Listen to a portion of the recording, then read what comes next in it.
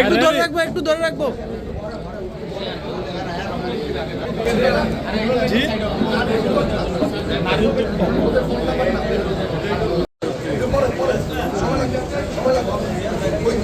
একটু ধরবো, একটু ধরবো।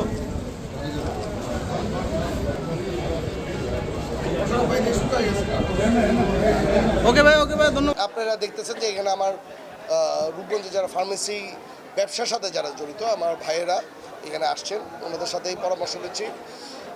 কথা বলতে গিয়ে সবচেয়ে বড় সমস্যা হয়ে যাচ্ছে যারা ঘুমের ওষুধটা নিতে চায়, ঘুমের ওষুধটা যারা নিতে চায় প্রেসক্রিপশন ছাড়া তারা নেওয়ার জন্য চেষ্টা করে, না দিলে ওরা মারধর দেওয়ার চেষ্টা করে, হুমকি দেয়।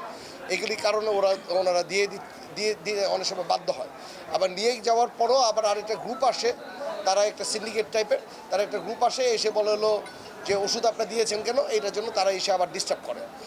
আমরা আজকে ওষুধের ব্যবসায়িক ভাইদের সাথে যে কথা পরামর্শের সাথে যেটা বুঝতে পেরেছি, এটার জন্য ওনারা সবাই আজকে থেকে একটা ডিসিশন নিয়েছে যে রূপগঞ্জে আজকে থেকে কোনো প্রকার ঘুমের ওষুধ অথবা যে কোনো যেটা খেলে আপনার নেশাগত যেই ওষুধটা হয়, এই ওষুধ তারা প্রেসক্রিপশন ছাড়া বিক্রি করবে না। আজকে থেকে আমি আশা করব যে আমার ফার্মেসি ভাইয়েরা যারা আছেন এখানে, ওনারা আজকে থেকে এটা থেকে থাকবে।